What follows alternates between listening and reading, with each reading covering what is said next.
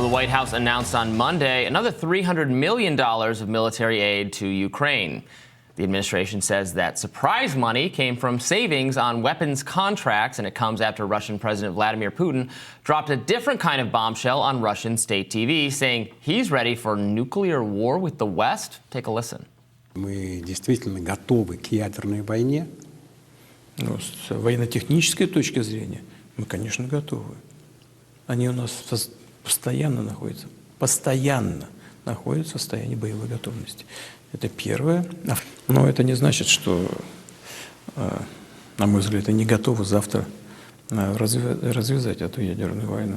Но хотят, ну что ж так делать? Мы готовы. Joining us now is retired Army Lieutenant Colonel Daniel Davis. He's a military expert with defense priorities and host of his own show, The Daniel Davis Deep Dive, on YouTube. Thank you so much for coming back on with us. Always my pleasure. Thanks for having me. So, we should be clear that Putin said they're ready in the event of a nuclear confrontation, not that they were about to start a nuclear confrontation. So, maybe you don't want to scare people unnecessarily. Still, is it worrisome to hear that kind of conversation taking place? Well, in the context of that it was like an hour and a half conversation, so there was a lot of stuff said in there. But one of the other things that jumped out at me from that was that he said, hey, the West seems to think that there are no red lines for Russia. And if there's no red lines for Russia, then we're not going to have any red lines for you either. Meaning that you keep going past them, and if you do, so will we. And in context with his comments about the nuclear issue, that's a real problem, because all of that is in the context of France, of UK, and several others, Poland, talking about NATO troops inside Ukraine and operating there. He specifically also mentioned during that conversation that if American troops come into Ukraine, they are fair game, and he would consider them enemy combatants. So altogether, yeah, it got my attention. So Congress has been struggling, obviously, to pass more funding for Ukraine, but it did seem to find this surprise $300 million, they say, come from savings that they have acquired. Can you give us some sense of how this $300 million is going to be used in the war effort? Is this a drop in the bucket? Is this meaningful? And how dire is the funding situation as it's being presented by Congress? Well, first of all, for context, $60 billion is going to be a drop in the bucket. So you can imagine what $300 million is going to do. But that whole situation, I guess, got to tell you, it's a little shady, because the administration claims they basically found $300 million because of some terrific job done on contracting and whatever. But then they also didn't mention in any context with that the fact that simultaneously there's a $10 billion hole in our inventories because of all the weapons that we gave away previously. We're needing $10 billion more to replace them because they undervalued them. They did a poor job contracting with the stuff we'd already sent.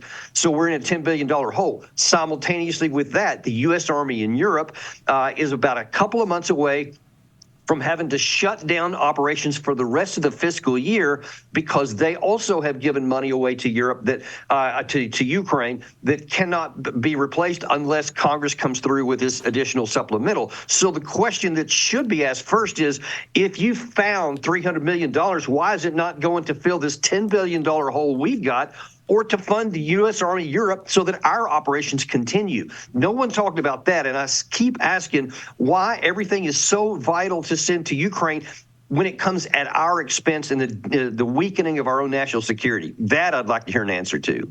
And do you know how this money would actually be used by the Ukrainians, their ground forces? Are they in a position to put it to good use?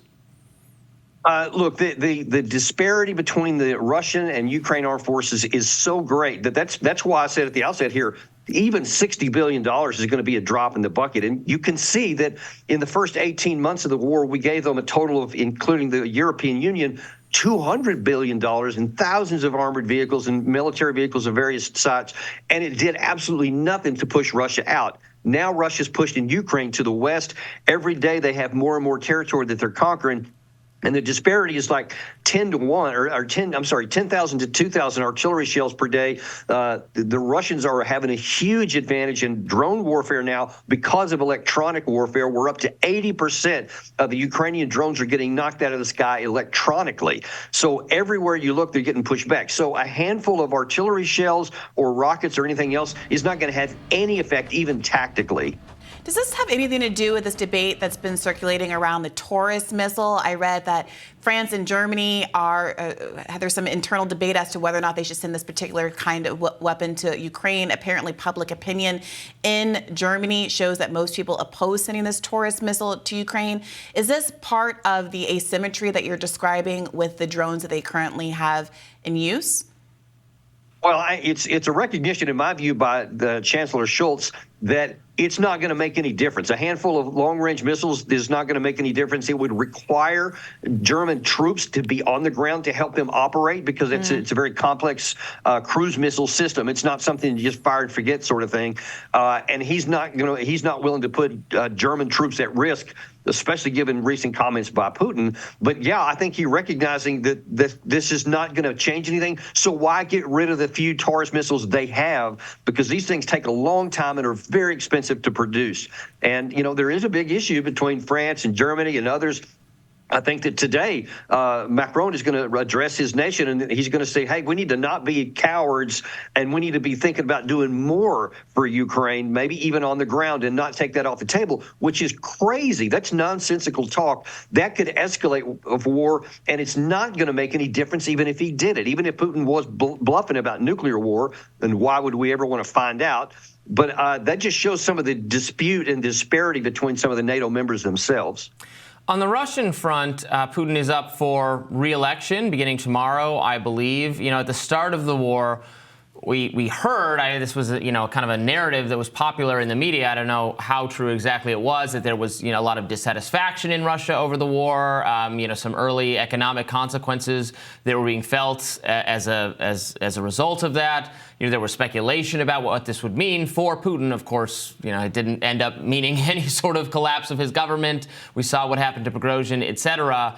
But, what do you think is likely to be the outcome of that? And do we have any knowledge about, where the people of Russia are in terms of their thinking about this war?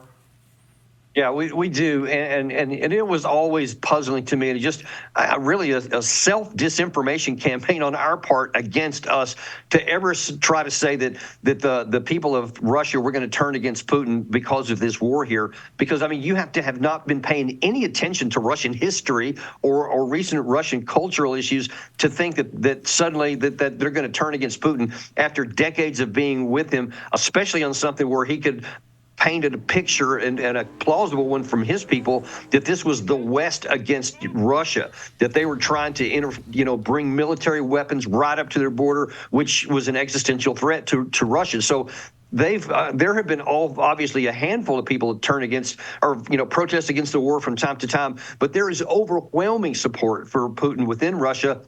And especially now when it's self-evident that on the battlefield, things are in Russia's favor and they're going to be decisively in that direction. So his support is as high as it's ever been. And I think that the bigger threat for the West right now is that everything that we have done is going to leave Putin in a stronger position, both in his country and in the region at the end of this, instead of weakening him as we had hoped.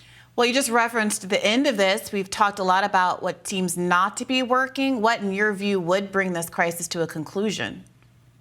A recognition by the West, and especially the United States, of the ground truth reality, however unpleasant it is, that Ukraine will never militarily win this war. Period. No matter how much money we give them, how many tanks or anything else, the balance of power, the things that go into building national combat power are decisively and irrevocably on Russia's side. And as long as we ignore that, we're going to increase our harm. If we recognize just the truth of it, then we need to say, all right, let's just cut our losses here and let's minimize the damage by getting a negotiated settlement and coming together to get the best deal we can get for Ukraine so that they stay a free country with whatever we can get out of it. Now, that sounds bad, and a lot of people reject that. But here's the hard truth. If you don't go down that path, the likelihood is the longer this goes, the worse deal Ukraine gets and the less territory they end up with. It can get worse.